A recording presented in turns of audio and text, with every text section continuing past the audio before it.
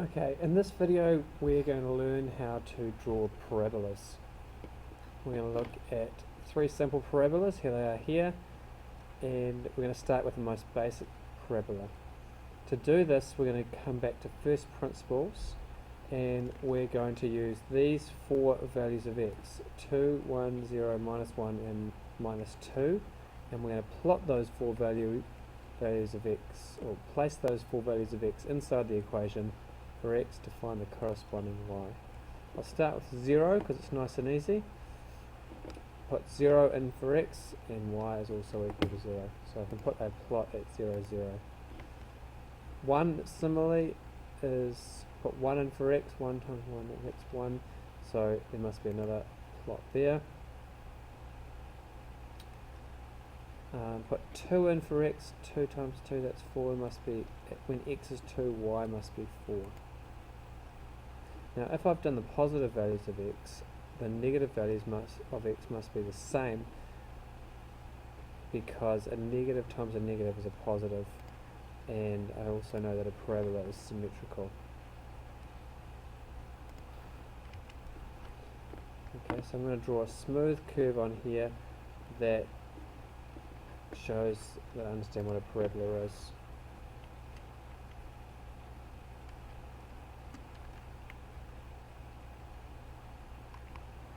Okay, and there it is there. Now, these letters B and C are the same shape as letter A. However, the +1 and the -3 do make a shift. In a similar way to a y equals x, put y equals x in, it's that line there, y equals x plus 1 will shift the equation up to there, or y equals x plus 2 will shift the equation to there. Notice the gradient staying the same, and y equals x minus 1 would be there, and y equals x minus 2 would be there. Well, it's the same idea for B and C. Y equals x squared plus 1, that would be that there. The coordinates are still the same, across 1, up 1, across 2, up 4. And letter C, y equals x squared minus 3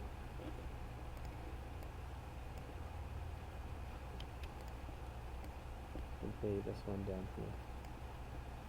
And that's y equals, notice it, from the turning point it goes across 1, up 1, across 2, up 4. And that does that in reverse as well. Right, notice the questions here have changed a little bit. There's some brackets in the question for parts B and C. Part A is my normal parabola. Part B, it says y equals x minus 2 squared. Now, this is the horizontal shift, and it doesn't shift the graph that way, it shifts the graph to the right. It's the opposite to what you think. And I can prove this to you because if I was to put, say, this in for here, and 1 in for x in part B, my y response should be positive 1. And watch this. Put 1 in there, 1 minus 2, that's minus 1, minus 1 squared, and it works out to be positive 1. Minus 1 squared is positive 1. Similarly, if I put 2 into there, 2 minus 2, that's 0, and 0 squared is still 0. Letter C, you may think that that's going to be plus 5. It's not. It's in the opposite direction to what you think, and that would be part C plotted. These next set of equations are combinations of horizontal shifts and vertical shifts. The plus 2 we've just talked about, that shifts it to the left by 2, and the minus 1 shifts it in the direction you would think, down 1. And letter A looks like that. Notice it's still the same basic parabola. From the turning point it goes across 1, up 1, across 2, up 4, 1, 2, 3, 4, 4 in the reverse, minus 1, up 1, minus 2, up 4, 4. Letter B, the minus 3, now that shifts it to the left, to the right, to the left, to the right, to the right. Just testing. And then it shifts it up 2 because of the plus 2. Same pattern as before, across 1, up 1, and so on. Letter C. Notice the minus sign. As when we put a minus sign in front of y equals x, it would reflect it in the x-axis, the horizontal axis. It's the same for the parabola. Plus 5 does not go there, it goes this way. But then you need to flip it. Okay? And that upside down 1 is minus bracket x plus 5 all squared. You could check it by placing x values in there, like I put in minus 4. If I put in minus 4 in there, I should get a negative 1 for y. Minus 4 plus 5, that's a positive 1. Squared, that is a still 1, and then minus 1, and as I said, when x is minus 4, y is minus 1. Always plot the x coordinate, then the y coordinate. 3 more equations, and we've got a different translation happening here. Notice I put a linear equation in to start with. Y equals 2x. That line is y equals x. Notice what happens when I put a 2 in front. Y equals 2x.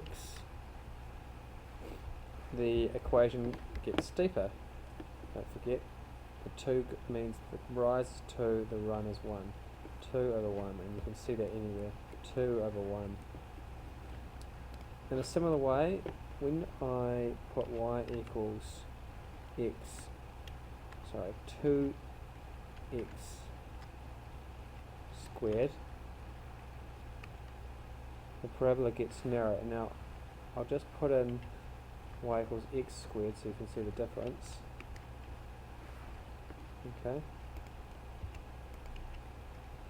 Y equals x squared is the outside one. Y equals 2x squared, letter B, is the skinny one, or steeper one. Just like 2x got steeper, 2x squared gets steeper. Now, where the coefficient, the number in front of x is changing, like for letter D as well, for parabolas, you need to plot some points. So for example, put 1 into x into here, and then you'd get 2. And if you'd put 2 in there, I think you'd get 8. 2 squared is 4 times 2 is 8. Okay, so you would want to plot a few points just to make sure you draw it correctly. But the idea is the higher this number, the narrower the parabola becomes, and the smaller this number, the wider the parabola becomes. In a similar sense to the linear line, that's shallower line, the parabola will become wider. Half x squared. Oops, what did I do?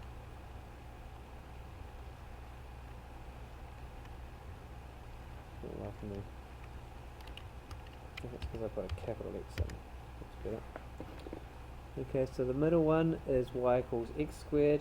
This is y equals 2x. The outside one is y equals half x squared. Again, check some coordinates out, like y equals 2.